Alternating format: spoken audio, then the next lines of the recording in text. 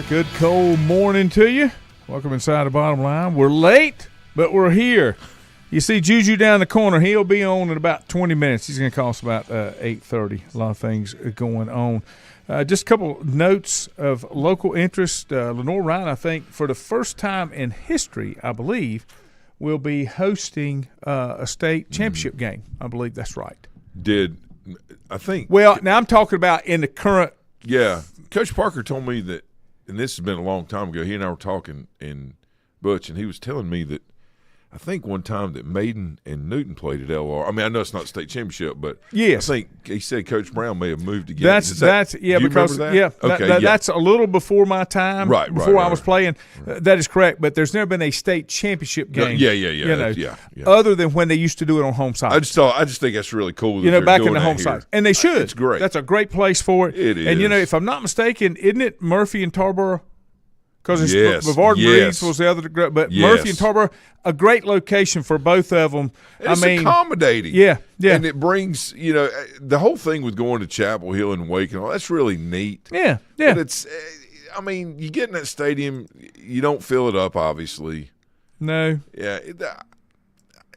Personally, I like the home and home thing, and a lot of, the pushback on that is and it's understandable, certain schools can't handle that, but why punish the ones that can? Oh, I know. Yeah. And it's great for the communities. Think about the economic activity that comes to a community when they're hosting a state championship, and how exciting it is for the people. Well, the thing that I like about it is, I guess more than anything, is it gives you talk about it all the time. You talk about opportunities for kids. Like I'm not a fan of small schools going for a check to play in big stadiums and big teams. This is an opportunity for these kids that's maybe never had over 700-800 people watch a game because they're like, for sure. But go in here and play in a bigger. My biggest thing, I never got to go down the hill at Clemson because I got knocked out before then. Right. But my biggest game I ever played was at Memorial Stadium, 24,000 people in the Shrine Bowl. Yeah. And, that was an amazing thing to play in front of that many people. So, I can understand that. But I'm excited for Lenoir-Rhyne. It's a great venue. One of the things about Lenoir-Rhyne goes back to the old Maiden Stadium days, goes back to what Bandy still is today. The fans are on top of you. Yeah. Lenoir-Rhyne, you got like 8 feet between the sidelines and the bricks, and you're right there, and it's a great venue. I'm excited for Lenoir-Rhyne and glad that they moved it out just a little bit. I think they need to share the love just a little bit. Christy, good morning. Milton, good morning. AC, good morning. Glad to have you guys. One of the big headlines out, and I don't know enough about it yet, but obviously there was smoke and definitely fire.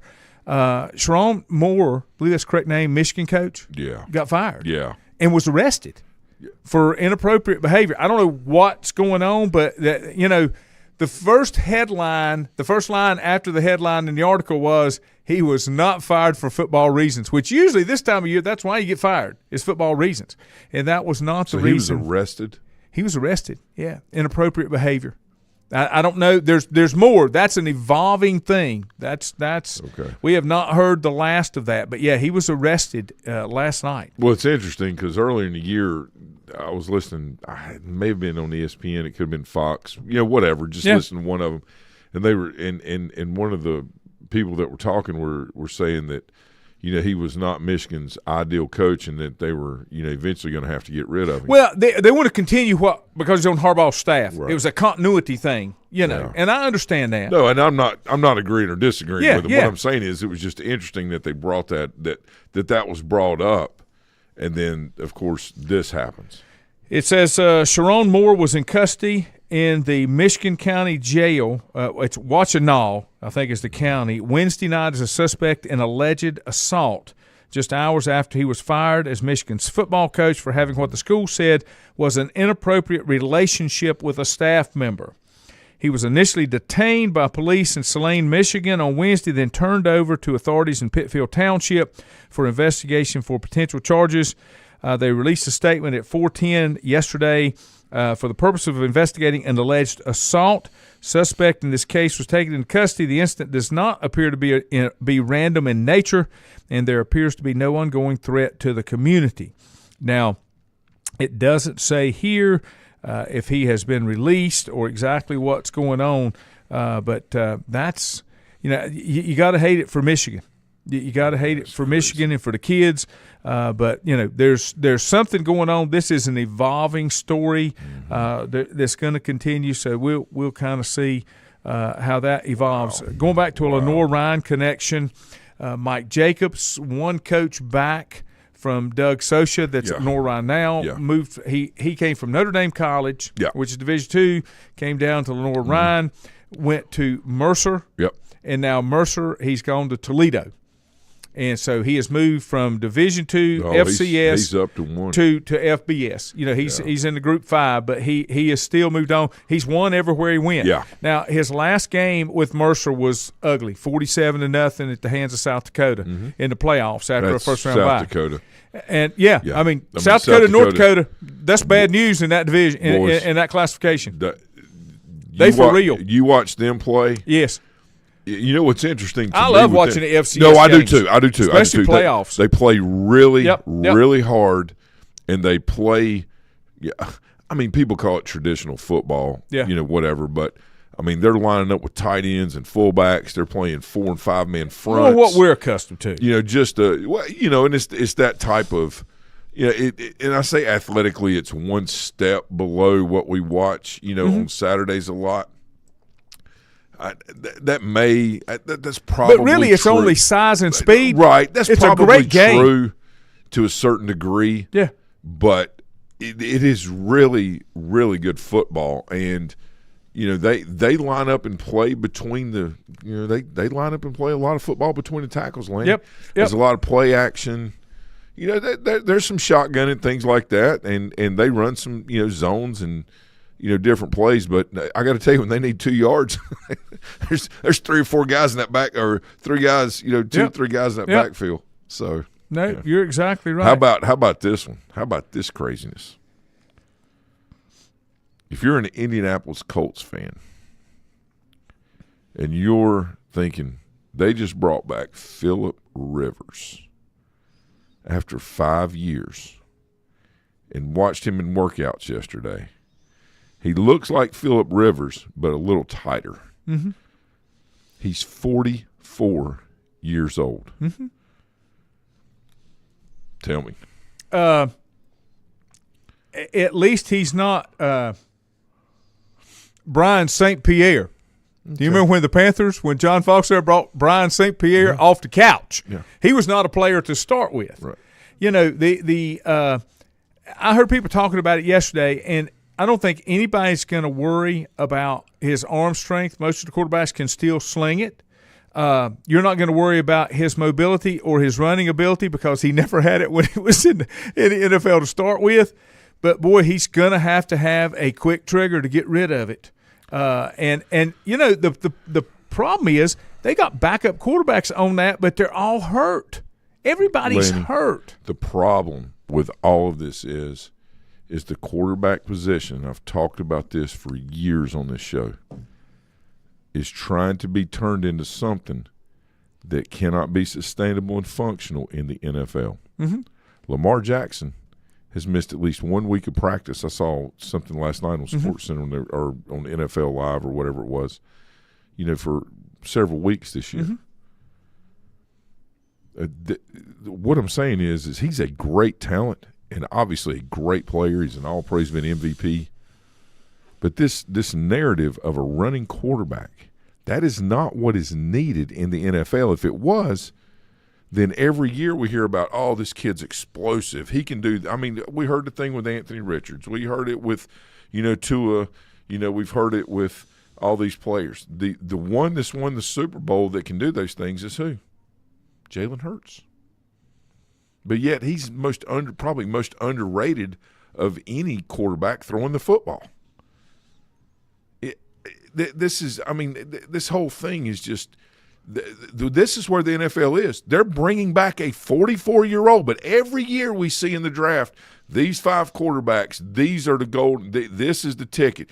This kid runs a 4.4. He runs a 4.6. He can do this. Where are they at? Where? But it still goes back. There's only been one running quarterback, okay? And even his body broke down, and he broke all the molds when it comes to a quarterback position. Was Cam Randall Cunningham? Well, Randall Cunningham, but modern day was Cam. Modern day was didn't Cam. throw the ball that well. But what I'm saying, he was a running quarterback. He could make plays with his legs, but he had a body that could take it for a while. Yeah, and even Big Ben broke down. And he was a great player. Look how Justin Herbert and Josh Allen have modified their game, because if they're going to last in this league, I got to sling the football. And you got to get down. Yeah, I got to sling the football and I got to slide. Your body, and of course I'm saying something that probably most listeners or all listeners know this, but your body can only take so much. When they talk about the body healing and repairing itself, it doesn't mean that it goes back to where it was. It means that it just gets healthy where you can function again. There's always, every hit you take, it gets a little less. I can't remember who was on the air yesterday was talking about it, and I heard an analogy. I'm sure I've heard it before, but I didn't remember it. But the analogy yesterday, in the NFL, if you're playing in a whole game, every Sunday is a car wreck. Your body's going through a car wreck. Yes. I mean, honestly, I don't care what you're playing. Let me get on these folks. Leah Painter, good morning. Nathan Carter, Tim Hefner, good morning. Mike Probst, Milton, Chris Skibo, good morning. Stephen, good morning. Skibo. Good to have you guys in here. Let's go. But, you got to have, in my opinion, you got to have a blend. When I was coaching at West Lincoln, we had a couple of quarterbacks that came through. We ran wing T. Yes. Because the wing T could disguise deficiencies. Okay? Sure. If you didn't have size and speed. It's misdirection. Absolutely. But the thing that kind of puts you a little ahead in that offense from a quarterback position was if you had a quarterback that could be a run threat. You didn't make a living off of it when you run the waggle. You know what I'm saying? You had a run threat. That's how Flacco did as well as he did for Delaware, because they were a wing T fan, wing T. But the thing is, even though you had a quarterback that was a run threat, where that quarterback really paid dividends is when he could be the run threat, kept his eyes down the field, and could still throw the ball. Because you put the corners in a position. I either got to come up and take him, or I got to stay back for the pass. Exactly. But not that he was always going to get out there and run. You couldn't do it, and you can't make it. Miss Kay, good morning. You can't make it in the NFL as a quarterback, not in a long career. I understand and appreciate what Lamar Jackson has done. Yes, it's incredible. And the problem with Cam, when his body got to where he couldn't take it, he couldn't sling the ball. It's understandable. He didn't have the arm. And it's understandable. My whole point to this is, and Chris Scabo and I were talking about this a couple of weeks ago when I was in North Wilkesboro. The Steelers, have played. He and I are, and he's a Steelers fan like we are. Yep. And he's talking about, gosh, I wish we could. Is he a Steeler realist? Yes. Okay. Yes. All right, as long as he's a realist, I'm okay. Yeah. Okay. He's okay. He's loyal, but he's a realist. Okay. Okay. But it's like, gosh, can't we do this? Can't we do that? What? The thing with Aaron Rodgers with them is he basically keeps that team on life support. Yeah. By being able to get rid of the ball, scramble a little bit when he needs to. Yeah. He's older. He's going to get hurt. Yeah. He's not going to, it's football. But what, now what they've got is they've got a threat that can, they got a couple of people. They picked up Thielen. They got a couple other receivers besides DK that can stretch the field. And even though technically they won the game on Sunday, there's still a lot of things that need to take place for them to, have a chance to make a run. But the whole point is they're in position to do that, and they're doing it with a traditional pocket passing quarterback that makes good decisions and gets rid of the football. That's kind of wrapping that back around to Phillip Rivers. Why in the world? Again, and I'm wearing this out, but why in the world every year do we hear about how athletic and how great this quarterback is because he can run and he can do It has nothing to do. The quarterback position in the NFL is not a star position. They're trying to make it that the focus because it's the most hyped. Distributor. They are 100% a distributor and a field general. They don't need to be the marksman. They don't need to be the sniper. They don't need to be the tank. They don't need to be the Air Force coming in dropping bombs. They don't need to be the tomahawk. To me, a quarterback needs to be the most diversified player that you've got on the field. Depending on what the situation is, he can make decisions to make you better. Right, just get it to people. Yeah. You don't have to be so athletic that our greatest quarterbacks, we talk about Joe Montana, and man, he could run and he could get out there and throw. Joe Montana could get away from pressure to make throws. There's a difference between being, as I said with the wing team, to get out on the edge and keep your eyes down the field, still be able to throw the ball. That's what made Steve Young, made Joe Montana. That's what made them great, was the ability to extend the play, right, and put the defense in a bind. All right, and Montana and some other players will tell you that they think Dan Marino is the greatest quarterback that's ever lived. I agree, because he changed the dynamic of the position just from strictly a handoff to getting in the gun and throwing the football. And again, until quarterbacks are faster and more durable than the Bosas and the Watts and the Crosbys, and it ain't happening, Lanny, because those guys are 6'4", 6'5". But here's the deal: even then, 6'3". It ain't happening. Cam, Big Ben, even then, Josh Allen, they couldn't do it with Justin Herbert. Yes, those guys are going to break down. I mean, they're going to break down, and it's. And that's not a criticism of them. That's reality of the situation. Yeah. And, trying to fit this narrative every year, oh, this kid is really fast. Nobody cares. If they cared how fast somebody was, then why is somebody not being moved up from the practice squad, all right, to take over the Colts when they bring in 44-year-old Phillip Rivers? I mean, this has got we got to stop trying to redefine things and be the first to do something and make this great call. Well, here's the other thing. It's almost irresponsible at some point. The other thing is there are not, especially at the quarterback position, there's not 32 great ones out there in the college world. Oh, you know what I'm saying? God, Mainly no. because college, here's the difference, and this is why, I've said it for a long time. The NFL has been one that they're just going to utilize what's given to them without spending any money. Baseball's the one I said always did it right because they brought in potential and developed it to see where it went. Yeah. I mean, that's why they had the minors. Yeah. And the minors for NFL has been college. Yeah. The college game evolved. The NFL game can't evolve because the bodies can't take it. That's the issue. So, they're trying to take players and mold them into something else. Yeah, you're right. I mean, that's such a good point. All of this – in no pun intended, but I'm just saying we saw a lot this past weekend in college football about where quarterbacks are and what they can handle. And I'm talking about the top programs, kid Ohio State, kid at, Indiana, what they can do, what they can't do versus, DBs and this.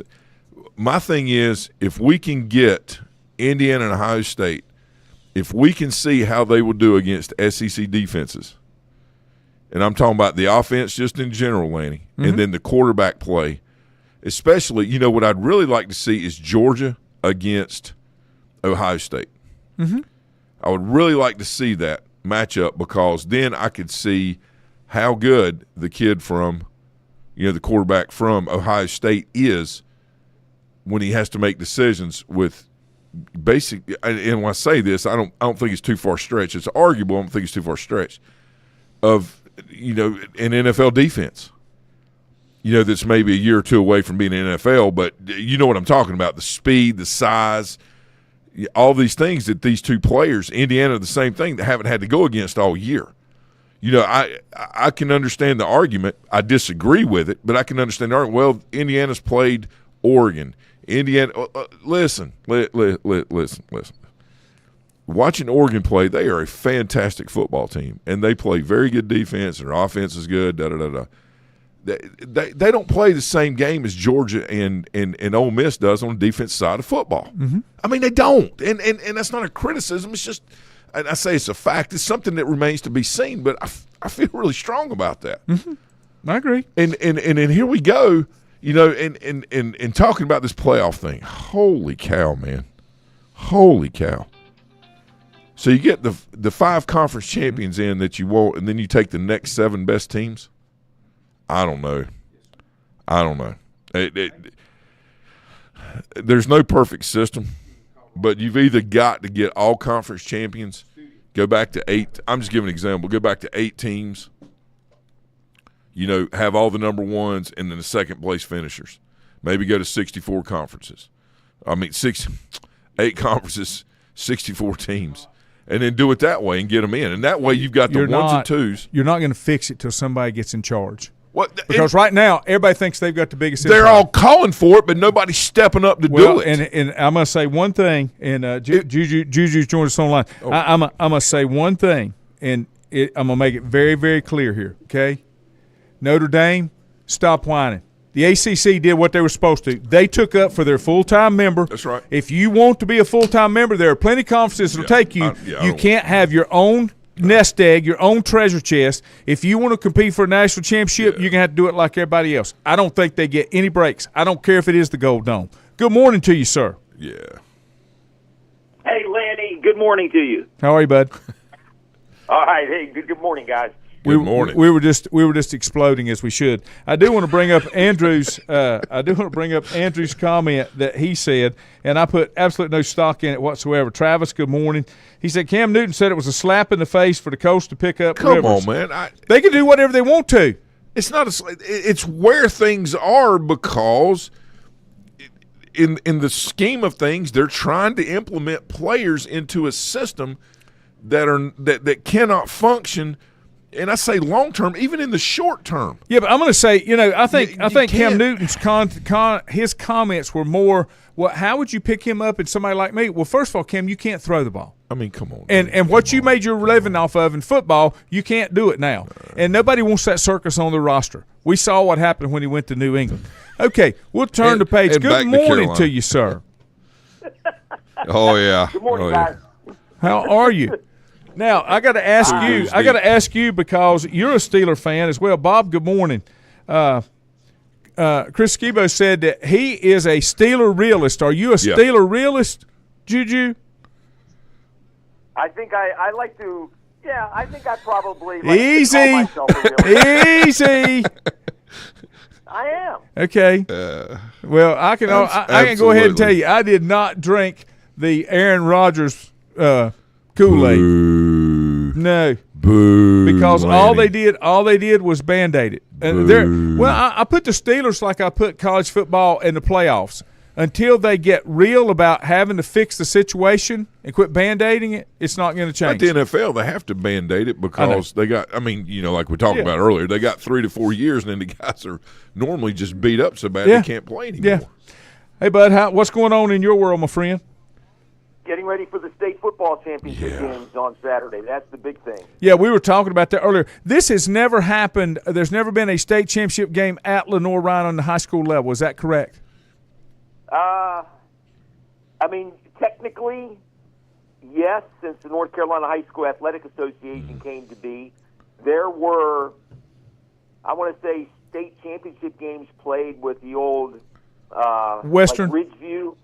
Yeah, Western type thing. Yeah. And Ridgeview played their championship games at College Field at the time at LR. That's cool. This would be back in the 60s. But other than that, no, this is the really first modern state championship game ever played. They've had playoff games there before. Hickory High played there, and some other high schools have played there before, but never the NCHSAA had playing a championship game there ever before. So it's a big weekend. LR will have hosting 2 games, and hopefully down the road there'll be an opportunity to host even more games in the future. Well, here one of the matchups, and I can't. You'll have to give me both the matchups, but one of them is Murphy and Tarboro, and it couldn't be a better situation than Hickory because of travel.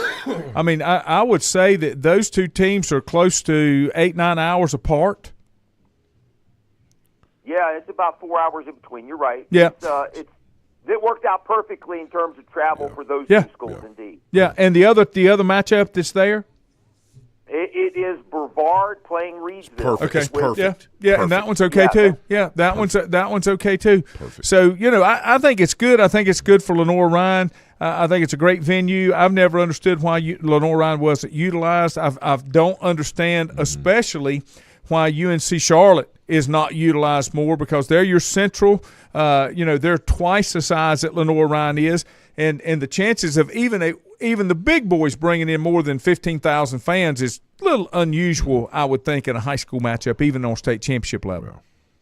Yeah, and I'll say this, Landy, that Lenoir-Rhyne did not go out and pursue or seek to host the championship games. My understanding is that the State Athletic Association came to LR this summer and said there's a possibility of that because of the A classifications, there will be an opportunity for you guys to host a couple of state championship games. So they must have foresaw this happening, and good for them. And it's a one-year deal right now, but from what I'm hearing, it could extend even another year or two after this. So it's turned out to be pretty good. Gate's going to open tomorrow, Saturday at 9 a.m. And the big thing that I like, at least from a perspective of now what I'm doing with LR with the Bears Club, is they're going to have a little gather. I don't call it little, but a gathering of high school coaches who get in using their North Carolina High School Athletic Association card. They're going to have a little get-together in the President's Box. So that's going to be fun for them, and a chance to Lenoir-Rhyne football, the Bears Club, and Hickory High head coach Joe Glass hosting this event, and that'll be for the championship games on Saturday. Can I give my one little bit of really snarky sarcasm in what you just said in one of your comments you made? Absolutely, it's your show. Are you not kind of maybe overstating and giving the High School Athletic Association way too much credit and saying, well, they initiated this? Please. They've been told to move it out of their backyard forever. They needed to move it around the state. They need to make this available. The High School Athletic Association represents over 300, probably over 400 schools now statewide, and not everybody wants to go to flipping Chapel Hill. I can say that. What the people, you can. I'll take full credit for that. I was not exactly on board at the time. I don't think I was working at LR when it all happened. I just heard through the grapevine that because we've had so much turnover in the athletic administration, guys were just getting their footing, and they didn't go out and seek. But I can tell you this. Here's another feather in the cap for LR, and they did go out and do this. They're going to be announcing in the coming weeks or months, but we'll give it to you now. Now get this, the entire tournament for the Western Regional Basketball Tournament will be played at Lenoir-Rhyne. Nice. All 8 classifications, boys and girls, over a 4-day period in early March. Here again, there's better places to do it in venues that give kids an opportunity to play on a larger scale. There's a difference in playing on a larger scale and an overwhelming scale, okay? I've covered games down in Greensboro at the Coliseum. I've covered games in Winston-Salem on the regional level in basketball. That's way too big. I mean, it's honestly too big. As I said before, places like Lenoir-Rhyne, Halton Arena at Charlotte, that's another one. I mean, these are places that need to be utilized more centralized in the state. Davidson is another great venue that could be utilized. So there are places, and here again, you just have to say, okay, there is a world outside of Chapel Hill. And it's just it's hard for them to do it. But there's a lot of excellent resources and venues that kids can experience, just like Lenoir-Rhyne, that needs to be put in this rotation. And I think it should be a rotation. Who has the I agree. I agree with that. And, in LR's case, I think the new athletic administration is certainly more open to bringing in sporting events. It's great exposure for Lenoir-Rhyne. Yeah, it's great. They're going to have an open house on Saturday. The president's going to be on hand, so they're going to try to roll out the red carpet for fans and tell the LR story, which I think in years past they have not done a good job of doing. Well, I would probably like to attend, but I got a bigger name on the other line. The Cat Square Parade is Saturday. And as a West Lincoln graduate, and I can't hardly miss that. So other than that, I probably would try to be there as a Lenore Ryan alum. But my high school alum is kind of taking precedence there a little bit. I'm sorry. My redneck kids want to go back to West Lincoln where Daddy went, even though they came through Maiden. Mike Self, good morning. Dave Willis, good morning. Hope, good morning. We're glad you're enjoying the football talk. What else is going on, my friend? I mentioned earlier that former Lenore Ryan football coach Mike Jacobs has moved up to Toledo. Yeah, that's a big time move for him. Mm-hmm. Congratulations to him. He's been on our show, and I'd like to thank him. Down through the years, Landy, even during COVID and after COVID, whenever we did a show, he always was very gracious. Always on the show. And I'm going to reach out. I'm going to reach out to him after he kind of gets settled in too, because there's people are going to resonate with who Mike Jacobs is, and he has done a great job wherever he's been. Yeah, he's won 70% of his football games as a head coach. Back-to-back Southern Conference championships, first ever at Mercer. Of course, took LR to the Final Four a couple of years ago in 2023, and yeah, just a great. He's going to be, we're probably talking about taking most of his staff, the guys that were with him even at LR, to Toledo, and I was reading, Toledo's a really good job in the MAC. They've sent some guys after Toledo into the Power Four conferences. The guy that's the head coach now at Penn State, Matt Campbell, started at Toledo. Yeah. He was the head coach not too long ago. So they are almost like the modern-day cradle of coaches. Some of their guys go on to bigger and better things. So congratulations to Coach Mike Jacobs and company there as he moves on. And it's going to be interesting, the domino effect. Who's going to get the Mercer job? Is that going to be a Mike Houston, who's was at Clemson this past year? Uh-huh. Will he go after the Mercer job, or will the domino effect, will they dip down into Division II like they've done the last two times? We'll have to wait and see what happens. It's going to be interesting. No, I agree. What else is going on, bud? Well, we were talking about LR football a little bit, and recruiting going on. Signing day was last week, and it hasn't really been talked about, but head coach Doug Soch has gone about a little bit different strategy this year. He's talked about not going, head over heels into the portal. Bears brought in about 25 players last year in the transfer portal, and to be honest, it really didn't work out, messed up the culture a little bit. The Bears finished 6-5.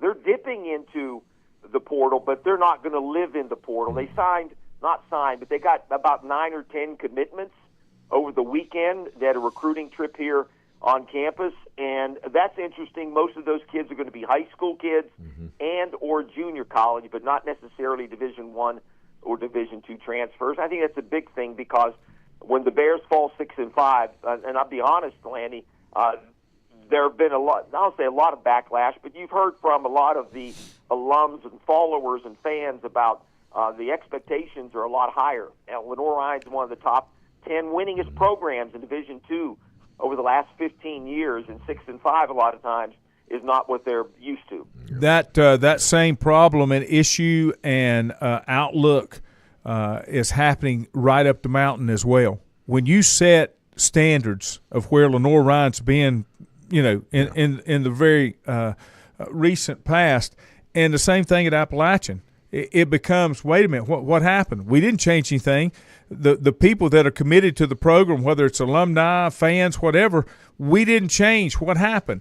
And I applaud Doug Soch for saying, okay, we tried something. It didn't work. We're going to go back to a different way of building our team. And, there's nothing more impressive to me than coaches or anybody else that don't double down because, I've got the right idea. This is what you can't do that. Find what works for your program and do what's right by the kids in the program, and quit thinking you're the only one that's got the answers. So, I applaud him for what he's doing. Now, there's a guy up in Chapel Hill, I don't know, he may double down, bring 140 out of the portal this year instead of the 70 he brought last year. We'll just have to see. And I said that out loud. Yeah. Going back to what Mike Jacobs said when he was at LR, now the transfer portal was just getting started, but he was always of the belief that the best way to get players and procure players is to develop them, bring them into your system and develop them. And I think that's still, in the long term, especially at a private school and Division II school, you can't play in that playground where you got to dish out a bunch of money to bring in Division I players who've been at one or two other places. That will just not work. You got to build them into your culture, and they got to be there a couple of years. Well, hand out the money if you want to, but you just you can't give it to somebody for only a year. Well, and that won't cut it. And here's the other thing, Juju. This is one of the things. Morning, Kerry. Good morning, Brian. Here's the other thing that happens. If you set the precedent as a program that I'm going to bring you in, and I'm going to keep you here, and I'm not going to replace you with somebody else that I bring in that hadn't made the commitment that you made, unless we get into it because of injuries or because we lose kids through the portal. I mean, you got to do what you got to do, what's best for the program.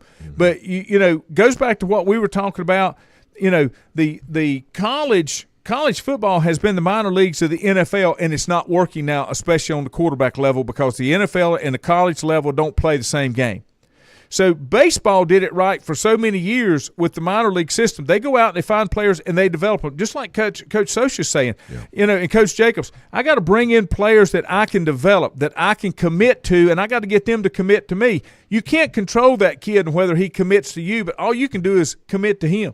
And hopefully he sees the promise that you've got. Now, as I've said before, I have no problem with kids leaving through the portal if they're making a move from, let's just say they're making a move from Lenore-Ryan to Appalachian, or they're making a move to Mercer, or they're making a move to a larger program because they've shown that they can play at a higher level. I'm okay with that. I'm more bothered by the kids that move laterally. I don't like the lateral moves because I'm not happy with what they're doing.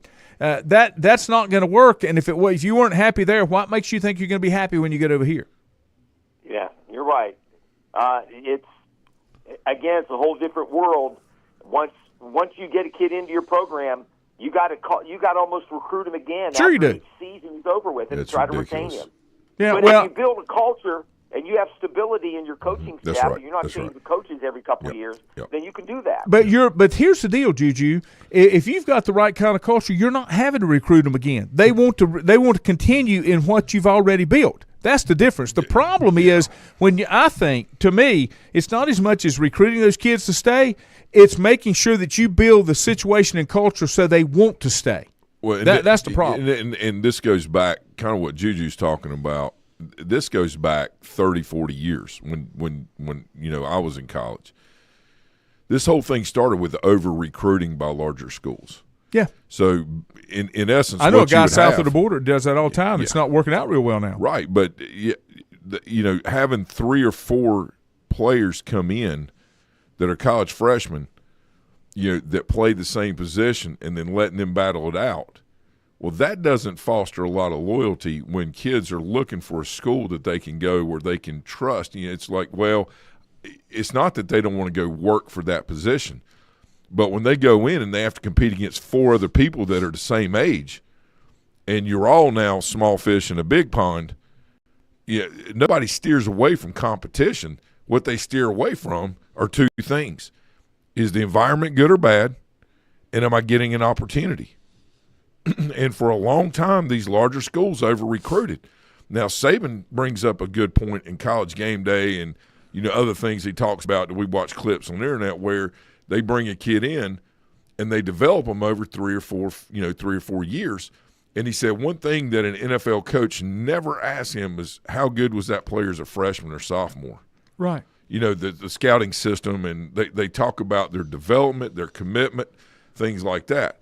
But the problem is, in so many sports, for so many years, the top-notch Division I program. I went to East Carolina. There were 40 freshmen. I say 40. There was 15 freshmen plus walk-ons brought in for a baseball team. Mm-hmm.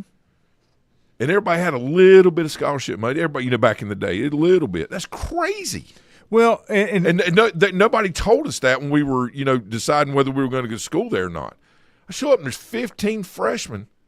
You know, like 5 pitchers. The rest are 10 position players, and there's 3 open slots based on who was coming back from the previous year. Right. Now, I'm not afraid of competition by any means, but numbers are numbers, and opportunity is opportunity. And all of this has squandered over the years, and people got sick of it and said, look, we need to be able to move because I'm not sitting here and wasting 3 years of my life when I can be playing now at such and such school. But here's where the problem lies, okay? To me, if you over-recruit because you can, happens south of the border, okay? He would get the best ones, and then he'd weed them out. Who are you talking about? Dabo. And then they'd weed out, and that's why you'd have kids to leave. Now you can't do that because they won't hang around and see. That's what I'm talking about. To me, as a coach, you as a potential player, I'm looking for a program that's going to make a commitment to me if you want me to make a commitment to you. Right. I don't want to come in and just be one of the herd. And that's just saying from a recruiting standpoint, well, I need to bring all these in case one of these don't work out. Well, you need to do a better job recruiting. Well, how about you need to do a better job evaluating. Coach Rembert, I don't like it at this school. It doesn't matter if it's a former football player, baseball player, softball, whatever, okay? Yeah. Coach Rembert, I really don't like it at this school. I said, okay, hold on. Do you not like it there because you're not playing or because you're not getting an opportunity? There's two reasons, right, all right, that you have to look at. Number one, is the environment good? If the answer is yes, then you go to number two. Am I getting an opportunity? If the answer is yes, then you need to stay there and compete. If the answer is no, then you got to find opportunity somewhere. Yeah. That's where we are. Well, here's the thing, and I think, and I say this, and I hate to go back because I know Andrew's listening, and I know he'll tell Dabo everything I say later on tonight when they talk. God, you are crazy. But, that's what's hurting them now. He's not been able to hoard up that talent and let it weed itself out to his ability. He's having to bring kids in and make an evaluation that they're – yeah, the rules have changed. Yeah. Sure. To me, I want it to be in the favor of the kids. I'm sorry. Well, I want it to be in the favor of the kids. So, and Saban talks about this too. Long term is what's going on in college football in the best interest of the development of young people.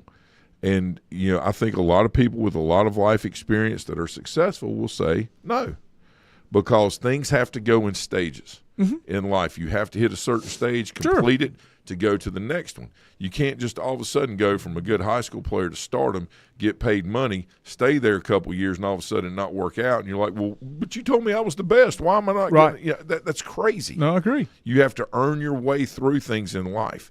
And think of it like this. If you're Ole Miss and you've given out NIL money and all of a sudden your coach leaves, okay, and you've got all these players that you've paid money for, how much money are you going to give next year to a program to get these players in?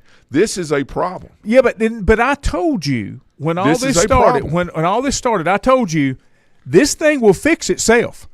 Everything fixes itself. Of course. Because people can see through it and say, wait a minute, that model's not working. Or, like with Coach Socha, Juju, that model's not working for us.